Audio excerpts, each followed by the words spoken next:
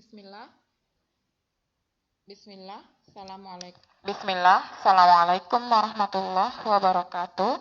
Sabahul khair, kaifa halukum anak-anak solihah. Insyaallah hari ini kita kembali belajar Al-Islam As-Sahih, melanjutkan pelajaran kita yang pekan lalu tentang adab terhadap teman. Hari ini kita akan belajar di halaman 71 sampai 73. Sebelum kita melanjutkan membahas poin-poin 8 sampai ke-15, kita baca doa dulu ya. Doa sebelum belajar. Rabbi zidni ilman warzuqni fahman. Allahumma la sahla illa ma ja'altahu sahla. Wa anta taj'alul hazna idza syi'ta sahla. Amin. Poin yang akan kita bahas selanjutnya adalah poin ke-8, yaitu tolong menolong dalam kebaikan. Tolong menolong dalam kebaikan, yaitu kita tolong menolong dalam mengerjakan kebaikan dan ketakwaan. Seperti apa? Yaitu seperti membersihkan masjid, menghafal Al-Quran, atau dalam belajar. Jadi kita tolong menolong seperti ini itu dalam ketakwaan dan kebaikan ya. Jadi kalau ada teman kita yang kesulitan menghafal Al-Quran atau kesulitan dalam belajar, kita bantu.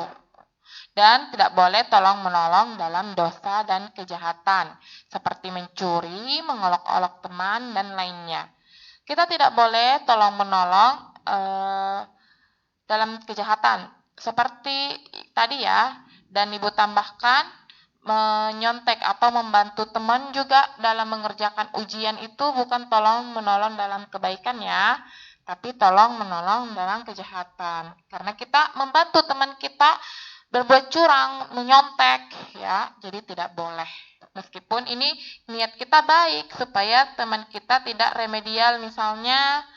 Nah, ini tidak boleh ya soleha. Jadi kalian boleh membantu temannya dalam yang kesulitan belajar, tapi bukan pada saat ujian. Jadi Allah Subhanahu wa taala berfirman, A'udzubillahi minasyaitonirrajim. Wa ta'awanu 'alal birri wat taqwa wa la ta'awanu 'alal ismi wal 'udwan. Dan tolong menolonglah kalian dalam kebaikan dan takwa, dan janganlah kalian tolong menolong dalam dosa dan permusuhan. Quran Surah Al-Ma'idah ayat 2. Selanjutnya yang ke-9, adab terhadap teman, yaitu saling memberi hadiah dan berbagi. Memberi hadiah tidak harus disertai momen atau sebab tertentu. Jadi misalnya aku mau kasih hadiah si Ahmad karena dia ulang tahun. Nah, ini tidak boleh ya. Jadi tidak perlu di momen-momen tertentu. Kalian bisa memberi hadiah kepada teman kapanpun, dan memberi hadiah karena sebab tertentu akan memberi dampak yang lebih membuat teman merasa senang dan dihargai. Jadi hadiah ini catatannya adalah sesama, misalnya akhwat kasih temannya ke akhwat ya. Misalnya Raska kasih hadiah ke Laras, atau Ahmad kasih hadiah ke Ali, seperti itu ya. Tidak boleh terbalik, akhwat memberi hadiah ke ikhwan dan ikhwan memberi hadiah ke akhwat. Jangan ya, solihah ya. Kecuali kalau Umi sama Abi tidak apa-apa saling memberi hadiah. Nah, Rasulullah Shallallahu Alaihi Wasallam bersabda, tahadu tahabu. Saling memberi hadiahlah kalian, niscaya kalian akan saling mencintai. Hadis riwayat Bukhari. Begitu juga jika kalian memiliki makanan, minuman, mainan, dan lainnya, hendaklah kalian berbagi kepada teman. Dan seorang muslim dilarang meminta-minta. Akan tetapi jika dia memberikan kepadamu tanpa memintanya, maka terimalah dan ucapkan terima kasih atau jazakumullahu khairan. Semoga Allah membalasmu dengan kebaikan. Jadi kita tidak boleh meminta ke teman dengan dalih kan memberi hadiah gitu. Tidak boleh meminta makanannya teman, kecuali kalau teman memberikannya duluan. Jadi tidak boleh, bagi dong makanannya atau belikan aku dong atau traktir aku dong. Tidak boleh ya. Jadi kalian jangan meminta-minta. Kalau temennya kasih, diterima. Tapi tidak boleh meminta apalagi dengan paksaan. Selanjutnya adalah tidak membuatnya khawatir. Kayak bagaimana ya tidak membuatnya khawatir? Ya, seorang teman adalah yang melindungi temannya, tidak mengganggunya dan membuatnya tidak nyaman dan tidak membuatnya khawatir, seperti menyembunyikan barang milik teman, meninggalkan sendiri dan lainnya, atau mengagetkannya dan membuatnya terkejut. Karena hal tersebut dapat membuat teman cemas dan berbahaya. Ya, jadi sering dulu waktu masih online nih, beberapa teman iseng, mungkin dia bercanda, menyembunyikan sepatu temennya. Jadi temennya ini bingung cari sepatunya di mana ya, atau sendalnya di mana ya, pas mau pulang sepatunya hilang. Nah ini tidak boleh ya solihah, anak-anak solih dan solihah. Nah selanjutnya, poin ke-11. Poin ke-11 adalah mendoakan kebaikan. Seperti apa ya mendoakan kebaikan itu? Yaitu mendoakan kebaikan dunia dan akhirat kepada teman kita. Baik dia mengetahuinya atau tidak mengetahuinya. Dan lebih utama mendoakan teman dalam keadaan yang tidak diketahui. Jadi kalau kita mendoakan teman, misalnya tidak perlu kita kasih tahu teman, misalnya lewat WA atau lewat apa gitu. Tadi malam aku berdoa buat kamu, tidak perlu dikasih tahu ya. Nah, yang lebih utama adalah mendoakannya dalam keadaan tidak diketahui. Misalnya ya Allah, berikanlah rezeki kepada temanku seperti itu atau apa. Rasulullah Shallallahu Alaihi Wasallam bersabda, doa seorang Muslim bagi saudaranya yang tidak berada di sisinya itu terkabul. Di sisi kepalanya ada malaikat yang diwakilkan. Setiap kali dia mendoakan suatu kebaikan kepada saudaranya, maka malaikat itu menjawab amin. Dan bagimu seperti itu pula. Hadis riwayat Muslim. Nah, selanjutnya adab terhadap teman yang ke-12 adalah tidak berprasangka buruk atau mudah curiga. Nah, misalnya, saling berburuk sangka terhadap teman dapat menimbulkan pertengkaran. Jika kalian kehilangan sesuatu, jangan langsung menuduh atau curiga teman. Ya, jadi kalau kalian kehilangan uang, misalnya di dalam laci kalian simpan sebelum belajar, tiba-tiba setelah belajar hilang, atau setelah keluar main hilang. Kalian langsung menuduh, kayaknya ini deh tadi dia kesini di meja saya. Nah, kita tidak boleh langsung menuduh seperti itu tanpa bukti. Ya, jadi jangan langsung menuduh temannya. Ya, solihah ya, apalagi saling curiga-curiga. Kayaknya ini deh yang ambil uang saya. Seperti itu tidak boleh ya, solihah ya. Kita harus cari bukti dulu. Tidak boleh langsung menuduh. Selanjutnya, adab terhadap teman yang ke-13. Yang ke-13 adalah menjenguk teman yang sakit. Nah, Rasulullah Shallallahu Alaihi Wasallam bersabda, siapa saja yang menjenguk orang sakit akan senantiasa berada di kebun surga sampai ia kembali. Masya Allah ya.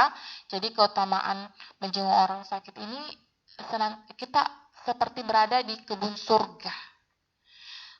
Tapi untuk di masa pandemi sekarang kita harus tetap jaga protokol. Kita tanyakan temennya sakit apa.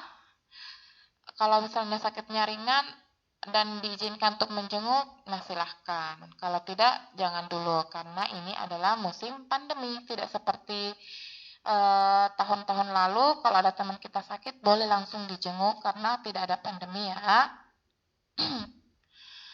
Selanjutnya yang ke-14 adalah menjaga persahabatan. Seperti apa tuh menjaga persahabatan? Jadi teman yang baik merupakan nikmat Allah yang harus kita jaga dan meninggalkan perkara yang dapat merusaknya. Seperti hasad, iri, gibah, mencari-cari kesalahannya, dan lainnya. Jadi, kita tidak boleh merusak pertemanan kita dengan perasaan iri. Misalnya iri teman kita nilainya tinggi, iri teman kita tahfiznya, tapi ini nggak apa-apa kalau iri tahfiznya teman kita lebih tinggi hafalannya, itu nggak apa-apa ya, iri ini dibolehkan. Kalau teman kita hafalannya banyak, kita termotivasi untuk memperbanyak hafalan kita. Misalnya yang tidak boleh itu iri. Kalau misalnya teman saya ini naik mobil sedangkan saya naik sepeda. Nah, tidak boleh iri seperti itu ya. Sekarang, dan tidak boleh menggibah temannya atau menjelek-jelekkan temannya atau menceritakan temannya ke teman yang lain. Misalnya, ini nih si A kemarin loh tidak sholat, atau misalnya dia kemarin saya lihat mengambil punyanya teman kita gitu. Padahal itu belum tentu benar. Nah, kita tidak boleh ya seperti itu ya soleha. Apalagi mencari-cari kesalahan teman kita. Kita sengaja tuh perhatikan terus teman kita. Kalau dia salah, kita ceritakan ke teman yang lain. Ini tadi lo kayak gini, seperti itu. Ini tidak boleh ya soleha ya. Ini tidak baik. Nah, jadi kalau ada masalah, hendaknya segera meminta maaf dan memberi maaf. Ya, seorang muslim tidak boleh mendiamkan teman lebih dari 3 hari. Dan yang paling baik dari kedua orang yang memiliki masalah adalah yang pertama kali mengucapkan salam. Jadi kalau misalnya nih ada masalah, kalian tidak boleh membenci teman kita atau tidak boleh membiarkan teman kita 3 hari kita diamkan atau tidak berbicara sama dia. Dan yang paling baik adalah yang pertama minta maaf. Jadi misalnya si A dan si B ini sudah 3 hari saling mendiamkan atau tidak saling berbicara. Maka yang paling pertama minta maaf itu adalah yang paling baik. Jadi meskipun misalnya dia tidak salah tapi dia minta maaf, nah Masya Allah, dia keutamaannya banyak. Tapi kalau yang salah juga minta maaf, Masya Allah juga ya. Jadi tidak boleh mendiamkan teman lebih dari 3 hari. Dan seorang sahabat akan merasa gembira jika teman mendapatkan nikmat, dan sebaliknya merasa sedih jika teman mendapat musibah. Jadi kita sangat gembira kalau misalnya teman kita, Masya Allah, dia nilainya bagus, dia bisa naik mobil, kita gembira. Dan kita sedih kalau misalnya teman kita ada musibah, tiba-tiba misalnya mobilnya rusak, ya kita sedih, jangan malah gembira, yes, mobilnya rusak. Itu tidak boleh ya, solihah ya, tidak boleh. Selanjutnya, yang terakhir kita bahas di materi kali ini, di poin ke-15, yaitu menjaga hak-hak muslim. Jadi Rasulullah Shallallahu Alaihi Wasallam bersabda dalam hadis yang diriwayatkan oleh Muslim, hakul muslim alal muslim situn. Jadi hak-hak muslim itu terhadap muslim lainnya, saudaranya muslim, ada 6. Apa aja? Yang pertama, apabila engkau bertemu, ucapkanlah salam. Jadi kita bertemu teman kita, entah itu di jalan, atau misalnya kita pergi belanja, ada teman kita, atau di sekolah, kita ucapkan salam. Assalamualaikum. Saling berjabat tangan. Ya. Terus yang kedua, apabila engkau diundang, maka hadirilah. Jadi kalau teman kita undang kita, kita hadir. Ya, solihah ya. Tapi yang undangan di sini yang wajib hadir adalah misalnya nanti kalau temannya udah gede ya, udah nikah, temannya undang, nah ini wajib hadir ya. Atau sebaiknya hadir. Kalau tidak ada uzur yang darurat. Selanjutnya yang ketiga, jika dia meminta nasihat, maka nasihatilah. Kalau ada teman kita yang meminta kita, kasih aku saran dong, kenapa ya saya ini misalnya pelajaran saya menurun, atau apa yang seharusnya saya lakukan supaya hafalan saya bagus. kasih nasihat, kasih masukan. Kalau misalnya kalian menghafalnya cepat, saya begini nih caranya. Setiap subuh saya langsung baca Al-Quran, saya baca berulang-ulang hafalan yang saya hafal. Ayat 1 misalnya, saya hafal, saya baca terus sampai 10 kali, 20 kali, setelah itu baru saya hafalin. Tidak langsung menghafal, dan seterusnya ya. Selanjutnya, yang keempat, jika dia bersin dan mengucapkan alhamdulillah, maka doakanlah dengan mengucapkan yarhamkallah. Jadi misalnya ada Ahmad bersin, temannya mengucapkan yarhamkallah. Ya. Jadi Ahmad mengucapkan alhamdulillah, temannya mengucapkan yarhamkallah. Lalu dijawab lagi yahdikumullah wa yuslihu balakum. Yahdikallah. Nah, kalau akhwat atau perempuan yang bersin, misalnya Raska, dia bersin, temannya yang di sampingnya mengucapkan yarhamukillah. Jadi kemudian Raska menjawabnya yahdikumullah wa yuslihu balakum atau yahdikil wa yuslihu balaki.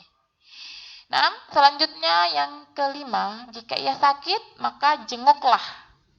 Jadi kalau ada teman kita sakit, kita jenguk. Ya, tadi sudah ada ya yang poin ke-13. Selanjutnya yang ke-6, jika ia meninggal dunia, maka antarkanlah jenazahnya sampai ke kubur.